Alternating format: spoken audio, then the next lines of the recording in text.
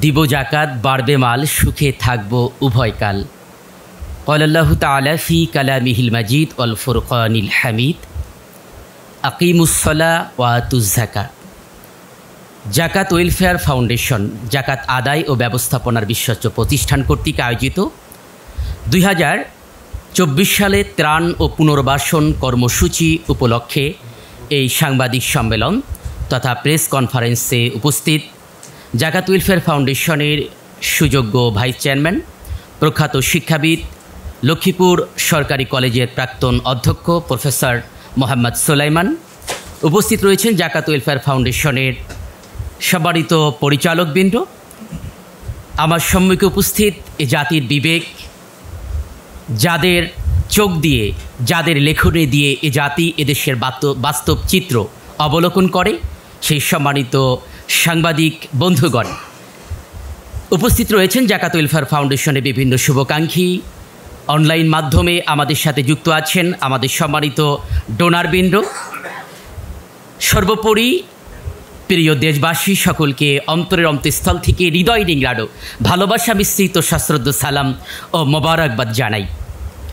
প্রশংসায় মস্তক অবনত করছি বিশ্বজাহানের শাহানশাহ রাজাধীরাজ আল্লাহ সুবহানাহু ওয়া তাআলার দরবারে, যিনি এক এবং অদ্বিতীয়, করুণা করে দয়া করে আমাদেরকে মুসলিম হিসেবে সৃষ্টি করেছেন। অতঃপর মুসলমানিত্বের অন্যতম দাবি ইসলামের তৃতীয় রোকন জাকাত আদায় ও ব্যবস্থাপনার সাথে আমাদেরকে সম্পৃক্ত করেছেন। সেই রবের প্রতি কৃতজ্ঞতা প্রকাশ করছি আলহামদুলিল্লাহ। এবং যিনি আমাদের এই ভয়াল দুর্যোগ পরিস্থিতিতে সাধ্যের আলোকে আর্তমানবতার সেবায় পাশে দাঁড়ানোর সুযোগ করে দিয়েছেন আলহামদুলিল্লাহ। শত সহস্র দুরুদ ও সালাম পেশ করছি মানবতার নবী সাইয়্যিদুল আম্বিয়া মুহাম্মদুর রাসূলুল্লাহ সাল্লাল্লাহু আলাইহি ওয়াসাল্লামের শানে, যিনি গোটা মানবতার কল্যাণে তার সমগ্র জীবনকে উৎসর্গ করেছিলেন, যিনি শিক্ষা দিয়েছেন প্রতিবেশীকে অভুক্ত রেখে যে খাবার খায় সে আমার উম্মত নয়, যিনি নিপীড়িত, অসহায়, দরিদ্রতায় নিপীড়িত মানুষের পাশে কিভাবে দাঁড়াতে হয় তার বাস্তব নজির স্থাপন করেছিলেন, সেই নবীজির শানে দুরুদ ও সালাম পেশ করছি। একই সাথে মাগফিরাত কামনা করছি এই ভয়াল বন্যায় যারা জীবন উৎসর্গ করেছেন, প্রাণ হারিয়েছেন। আল্লাহ তাআলা তাদেরকে জান্নাত দান করুন এবং এই আত্মীয় স্বজনকে হারিয়ে যারা ভয়ঙ্কর রকমের বেদনায় জর্জরিত, আল্লাহ তাআলা তাদেরকে সান্ত্বনা গ্রহণের তৌফিক দান করুন, ধৈর্য ধারণের তৌফিক দান করুন। একই সাথে আমি কৃতজ্ঞতা জ্ঞাপন করছি আমাদের এই ত্রাণ ও পুনর্বাসন কর্মসূচিতে দেশ বা বিদেশ থেকে যারাই আমাদের সহযোগিতায় ছিলেন, সহযোগিতায় রয়েছেন, তাদের প্রতি কৃতজ্ঞতা জ্ঞাপন করছি। বিশেষভাবে বাংলাদেশি মুসলিম ইন মালয়েশিয়া BDDM, পাপুনিয়া প্রবাসী জনাব সোহরাব হোসেন ভাই সহ সকল দাতা ভাই বোনদের প্রতি আন্তরিক কৃতজ্ঞতা জ্ঞাপন করছি জাকাত ওয়েলফেয়ার ফাউন্ডেশনের পক্ষ থেকে।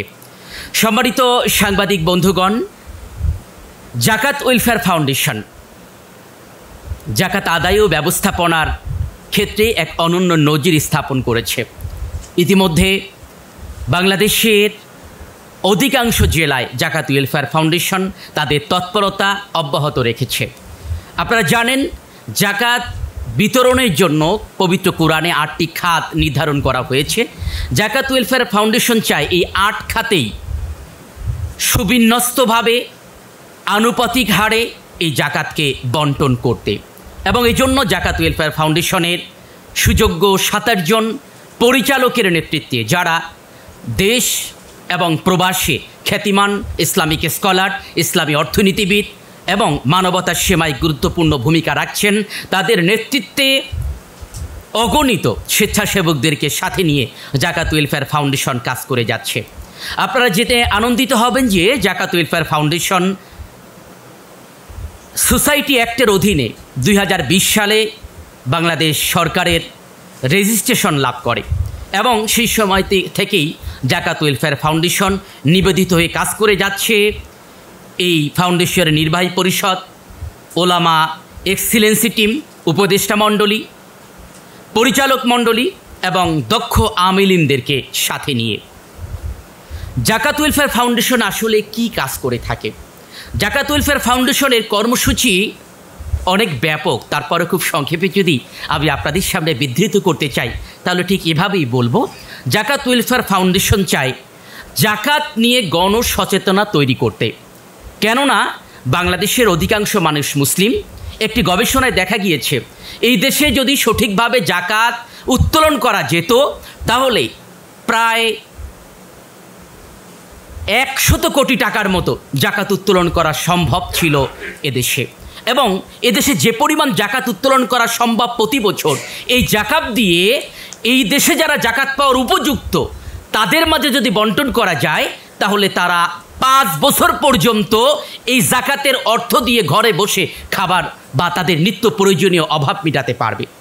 সুতরাং খুব সহজেই বলা যায় যদি 1 বছরের জাকাত আদায় করলে এদেশের অভাবীরা, জাকাত পাওয়ার উপযুক্ত মানুষরা 5 বছর চলতে পারে, তাহলে 5 বছর যদি জাকাত আদায় করা যায় এদেশে সার্চলাইট দিয়েও কোনো অভাবী মানুষ খুঁজে পাওয়া যাবে না।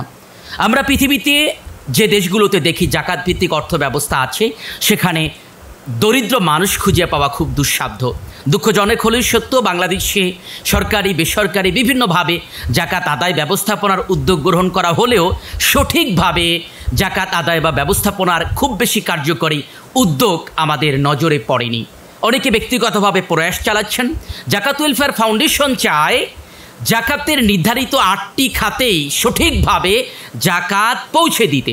সেক্ষেত্রে এদেশের যে ব্যাপক সংখ্যক মানুষ রয়েছেন যাদের উপরে জাকাত ফরজ, তারা যদি সঠিকভাবে জাকাত আদায় করেন তাদের জাকাত তারা কিভাবে দেবেন অনেকে বুঝে উঠতে পারে না। কেননা আমরা জাকাত বলতে বুঝি, অনেক সময় আমরা দোকানে লেখা দেখি যে এখানে জাকাতের শাড়ি লুঙ্গি বিক্রি হয়, তার মানে হলো সবথেকে নিম্নমানের শাড়ি লুঙ্গি হচ্ছে জাকাতের মূল উপাদান। কিন্তু বাস্তবতায় আমরা যদি লক্ষ্য করি ইসলামের স্বর্ণালী যুগের দিকে, কোরআন সুন্নাহের নির্দেশনা যদি দেখি, তাহলে জাকাত ধনীর পক্ষ থেকে গরিবের জন্য করুণা নয়, বরং জাকাত হচ্ছে ধনীর সম্পদে গরিবের অধিকার। যতক্ষণ পর্যন্ত ধনী তার সম্পদ থেকে জাকাতের অর্থ বের করে না দেবে ততক্ষণ পর্যন্ত ধনীর সম্পদ পবিত্র হবে না। হতে পারে এটি তার হালাল ইনকামের যাবতীয় সম্পদ, কিন্তু যতক্ষণ পর্যন্ত জাকাতের সম্পদ সে বের করে না দেবে ততক্ষণ পর্যন্ত গোটা সম্পদ হারাম অবস্থায় থাকবে। সম্মানিত সাংবাদিক বন্ধুগণ, আমরা কথা বলছিলাম জাকাত ওয়েলফেয়ার ফাউন্ডেশন, তাই সভা, সেমিনার, জাকাতের মেলা, camping, road show, dialogue, postering, audio video, সাহিত্য সাময়িকী, সামাজিক যোগাযোগ ইত্যাদি মাধ্যমে জাকাত বিষয়ে গণসচেতনার মাধ্যমে সামাজিক আন্দোলন গড়ে তুলছে। 2 নম্বরে জাকাত দাতাদের কাছ থেকে জাকাত আদায় এবং আল্লাহ তাআলা নির্দেশিত 8 খাত ভিত্তিক সুষ্ঠু বন্টন ব্যবস্থাপনায় তারা নিয়োজিত আছে। 3 নম্বরে জাকাত ভিত্তিক পরিচালিত প্রতিষ্ঠানসমূহের জাকাত ম্যানেজমেন্ট, রিপোর্টিং, এমনকি আমরা জাকাত ভিত্তিক ট্রেনিং, জাকাত অফিসার ট্রেনিংয়েরও আয়োজন করেছি। আমরা ইতিমধ্যে দেশের বেশ কিছু প্রশিক্ষণার্থী, দেশের বেশ কিছু প্রশিক্ষণে আগ্রহী ভাই বোনদেরকে আমরা প্রশিক্ষণ দিয়ে তাদেরকে যক্ষ জাকাত অফিসার হিসেবে আমরা প্রস্তুত করেছি এবং এই কর্মসূচি আমাদের চলমান রয়েছে। এছাড়াও ছিন্নমূল শিশুদের মাঝে কার্যক্রম পরিচালনা জাকাত ওয়েলফেয়ার ফাউন্ডেশনের অন্যতম একটি কাজ এবং জাকাত ওয়েলফেয়ার ফাউন্ডেশন তার দায়িত্ব কর্তব্য জবাবদিহিতার সাথে আঞ্জাম দিয়ে যাচ্ছে, সবসময় রিপোর্টিংয়ের আওতায় এবং একটি সিএ ফার্মের মাধ্যম দিয়ে আমরা আমাদের অডিট কার্যক্রম প্রতি বছরই সঠিকভাবে পর্যালোচনা করে এবং সেটি উপস্থাপন করে সঠিকভাবে সংরক্ষণ করা হচ্ছে। সর্বশেষে আমরা মূল পয়েন্টে এসে যেতে চাই, ত্রাণ এবং পুনর্বাসন কার্যক্রম। জাকাত ওয়েলফেয়ার ফাউন্ডেশনের উদ্যোগে বিভিন্ন সময় ত্রাণ এবং পুনর্বাসন কার্যক্রম পরিচালনা করা হয়েছে। বিশেষভাবে আমরা যদি ইতিহাস টানি তাহলে 2022 সালে আপনারা জানেন সিলেটে ভয়াবহ বন্যায় কবলিত হয়েছিল অসংখ্য মানুষ। সেই সিলেটের বন্যায় ক্ষতিগ্রস্তদের মাঝে ত্রাণ বিতরণ ও পুনর্বাসন জাকাত ওয়েলফেয়ার ফাউন্ডেশন উল্লেখযোগ্য ভূমিকা রেখেছিল। কিছুদিন পূর্বে বাগেরহাটে রিমালে ক্ষতিগ্রস্তদের মাঝেও জাকাত ওয়েলফেয়ার ফাউন্ডেশন ত্রাণ বিতরণ করেছিল এবং পুনর্বাসনে ভূমিকা রেখেছিল। এমনকি কোরবানির গোস্ত তাদের মাঝে বন্টন করেছিল ওই এলাকায় গরু কোরবানি করার মাধ্যমে।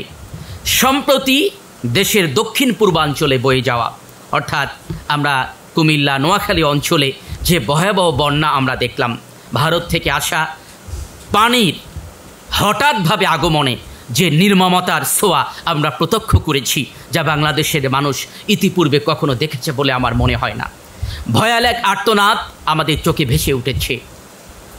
বেশ সংখ্যক মানুষ তাতে প্রাণ হারিয়েছে, ক্ষতিগ্রস্ত হয়েছে লক্ষ লক্ষ মানুষ। সম্প্রতি এই দেশের দক্ষিণ পূর্বাঞ্চলে বয়ে যাওয়া ভয়াবহ বন্যায় দেশের সবচেয়ে বেশি ক্ষতিগ্রস্ত যে 5টি জেলা, সেই 5টি জেলায় 12টি টিম জাকাত ওয়েলফেয়ার ফাউন্ডেশনের পক্ষ থেকে দিন রাত শ্রম দিয়ে গিয়েছে। বিশেষ করে ফেনী সদর, লক্ষ্মীপুর সদর, নোয়াখালী সদর, নোয়াখালীর সেনবাগ ও সোনাইমুড়ি এবং কুমিল্লার 14 গ্রাম, মনোহরগঞ্জ, লাঙ্গলকোট, লাকসাম, বুড়িচং এবং বড়ুরা এবং চাঁদপুরের শাহরাস্তি সহ 12টি থানায় মোট প্রায় 12,000 পরিবারকে উদ্ধার কার্যক্রম, প্রাথমিক চিকিৎসা প্রদান, শুকনো খাবার, রান্না খাবার পরিবেশন, বিশুদ্ধ পানি এবং বস্ত্র বিতরণের মাধ্যমে প্রশংসনীয় ভূমিকা পালন করেছে।